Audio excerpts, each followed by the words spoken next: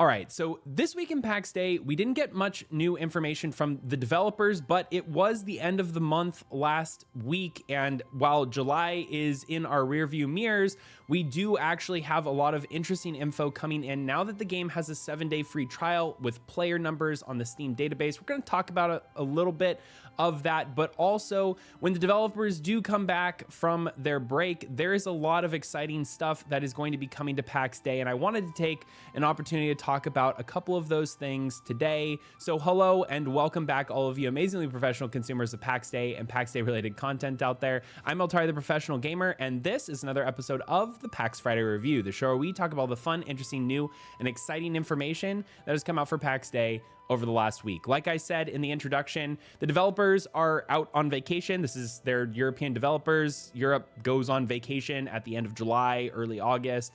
This is something that Mainframe has done for every single year that I've been covering Pax Day, and I've been covering Pax Day from literally day one that they announced the game publicly. So this is to be expected. The amount of information coming out is expected to be a little bit low around this time, but we do have some interesting stuff to talk about. But before we get to that, I just wanted to say a special thanks after last week's video talking about all of the things that we have personally been trying to do in the community and how all of you have helped me in being able to do that for the community. There was an outpouring of just people saying thanks and appreciation for everything that's being done. I really appreciate that. I know we're all here enjoying a game together, and it's something that I'm very passionate about, and it really is, it feels really awesome to have people reach out and say, hey, thank you for the things that you do. So I just want to say a special thanks to everyone out there who sent some positive words of encouragement, and also a special thanks to all of our channel members who are financially supporting this channel so that we can do all of the cool things that we do in the community. Without your help, we wouldn't be able to do any of it. But for everyone else, just hitting a like and subscribing helps the channel out a lot, and sharing this video with any of your friends who might be interested in Pax Day. There are some exciting stuff coming down the pipes, and there's some cool things. So share this with them, and maybe they will join us in game too. But nevertheless, today I wanted to talk about a couple of things. First off, the July numbers for the Steam database have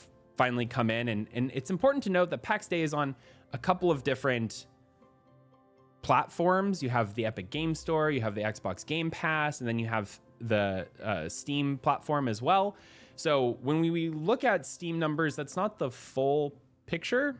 It's only part of a picture, but it is probably a majority of a picture, or not a majority, but at least 60 to 70% of players who are playing the game are probably playing it through the Steam platform. And what we have seen is ever since Mainframe came out with the 7-day free trial, it's been more than 7 days. The sale, I believe, is no longer going, and we still are seeing sustained player numbers, and in fact, even a little bit of growth. So in the month of July, 31% increase in players month over month. That equated to over 300 new players for average daily logins. Now, that average daily login is a deceptive number as well. You'll look at it and you'll say, oh, well, Altari, it's only about 1,300 people at peak. Well, you also have to understand that peak is a very interesting definition, because it's a 24-hour clock. People are playing around the world. The highest concentration of players is going to be on that East Coast time in the US / into the European time zones in the later hours, because that's when most people globally, in terms of just population, will be playing the game. But there are a lot of people who play the game around all other points in time during the day. It does follow a slope, but nevertheless, we did see an increase in the player base, and this was the first time that we saw a sustained increase in the player base since the free weekend that happened back in January of this year. And what's exciting about it is that only happened for the January free weekend. That only happened for a weekend, and then the numbers started to progress kind of in the same trajectory downward as we had been seeing, which makes sense because with content, players come in when there's content and then go away when there's not. And if you have a free weekend, it invites people to come and try it out, and maybe that doesn't align with your content release window.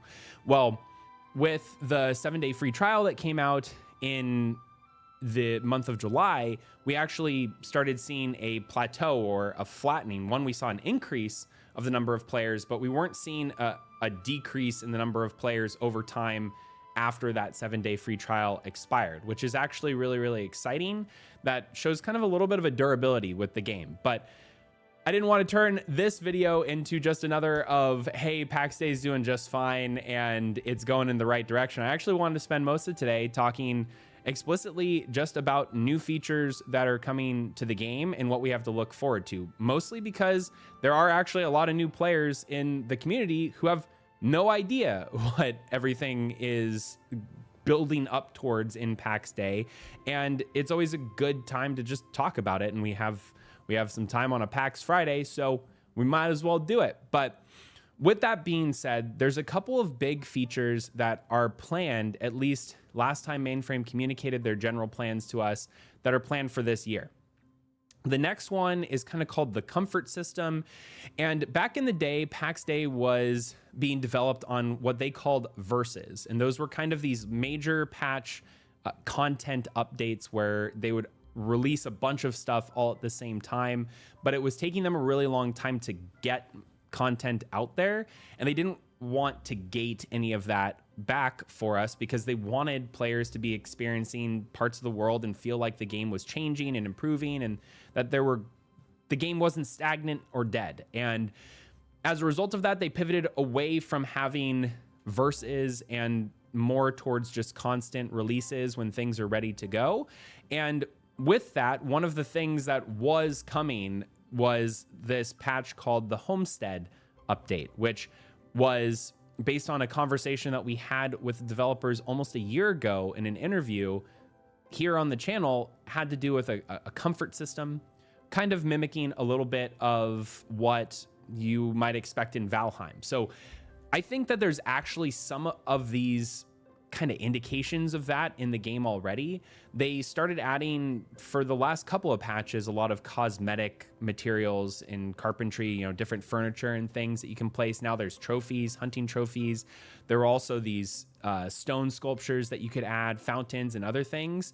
And I believe what they are building towards, and what they kind of have teased for some time, is that we'll actually have access to be able to build into this kind of system that would benefit things like crafting or benefit our characters in some other way. So if you were to be crafting as a blacksmith, you would want your blacksmithing area to look like a blacksmithing area, and you, as a result, would use furniture and other things that look like blacksmithing things, because they will actually give you a benefit. They will actually help you or boost you in your ability to do crafting. Another thing that the developers mentioned were potentially coming with that one was an update to jewel crafting to make it useful and actually something that people would want to pursue, other than just an ends to a mean of getting your enchantments and making sure that you can get those 125 enchants, which are quite difficult still. 300 a pop is difficult. 300 Canaanite, 300 Ambergrass, woof. And it's not even a guaranteed craft. I'm not even gonna go down that path. But with that being said, they were gonna, one, improve a couple of the crafting systems, do a rework on food, do a rework on jewel crafting, and possibly even alchemy as well. But then one of the other things that they had mentioned is specializations. And those specializations are things that are possibly more horizontal progression, or maybe even more vertical progression, but in a branched format, where players would potentially be able to, even when they get to level 40, proceed in becoming more specialized, and maybe even have to make a decision on how they specialize and commit to it for an extended period of time. So it already takes a lot of effort to get to level 40. I would be surprised if they're going to continue pushing even further beyond that at this point in time, but who knows? Specialization sounded incredibly fun, and I think that that has a lot to do with the connection between this comfort system and being able to kind of emphasize how maybe a craft is done. Way back in the day, they even mentioned including specific reagents in your craft would be able to nudge a craft in a specific direction for like perks on weapons or perks on your armor, or maybe a different spell that actually gets slotted in the equipment that you craft that's not the normal type of spell. And there was some variation there. The crafting system as it is right now is probably the most simple that it'll ever be in Pax Dei, but I think the specializations that they're speaking towards is that. And then obviously with specializations and just crafting in general, there was all the way back when the game was first announced, the mention of guilds, which are different from clans, which is what everyone organizes in right now, where guilds are more of this function towards trades. So you could have a guild master of a weaponsmithing guild, and they actually have in-game functionalities that are attributed to them for leading that trade guild, which is different from other types of organizations where Mainframe, just as early as this time last year, was mentioning feudal houses, which was a more PvP oriented type of clan, and then also parishes, which were more of a religious gameplay mindseted type of clan as well.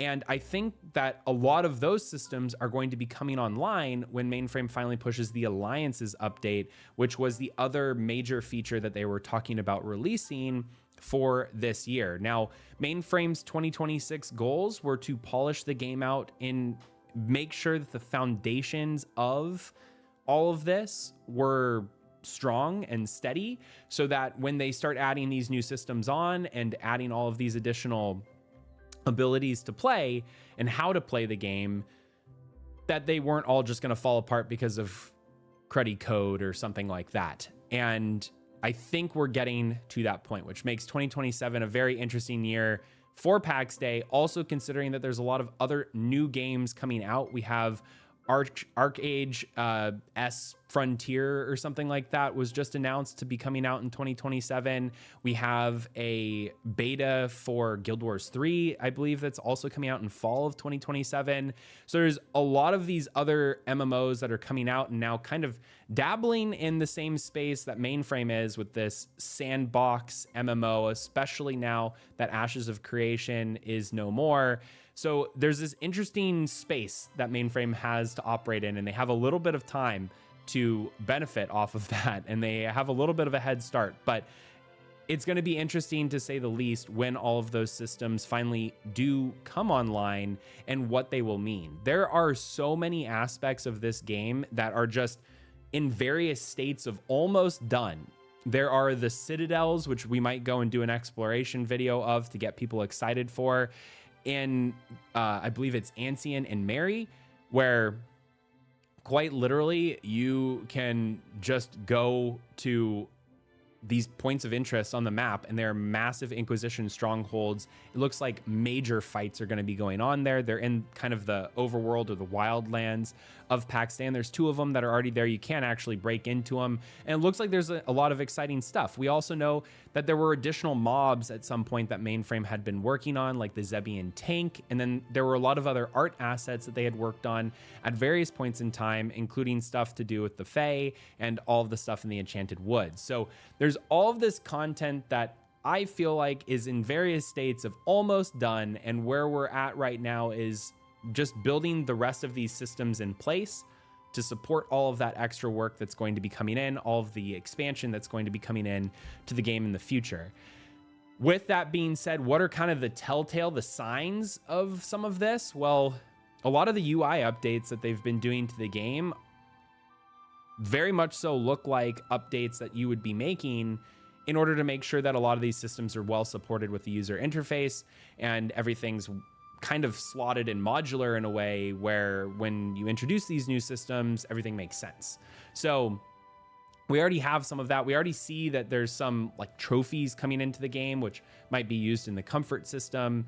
And we already see these additional roles with the homestead role that was added recently in the most recent update, so that you can add players to your group and not be worried of that same player coming in and pressing delete on your entire city that you and the 20 closest of your friends have spent building for the last year. That makes it a lot better, a lot more kind to new players coming in and finding their place. But also, it's definitely teeing things up for an alliance system where changed and variable permissions will be a must. And that structure, that database structure, needed to be in place before they did any of that too. So we have all of that coming in, and I'm just very excited for it. I'm excited to see that the July numbers on the Steam database, while I know there's going to be people in the comments who say, oh, well, Eltari, 300 isn't a big number. 300 is a massive number when we think about a month and a half ago, we were hitting player counts in the 900s, and now we're hitting player counts in the 1300s. The reason for that being we literally got 30% extra players playing the game now. That does make a difference. It makes a difference for Mainframe's team morale. It makes a difference for the new players in the game. And I think a lot of these changes that they've made, especially with being able to just talk to people around your entire province, have really made the game feel a lot smaller while still maintaining a lot of its initial principles of being this wide open expanse of world that you can build in and play in. So with that being said, let me know down in the comments what you are the most excited for. Thanks to all of our channel members for financially supporting the channel. And thanks to everyone else for hitting that like button, subscribing, and sharing this video with any of your friends who are looking to get more into Pax Dei. That's all we cover on this channel, and I'm excited to be covering it as we go through all of fall and winter coming up. But until the next video, I'm Eltari, the Professional Gamer.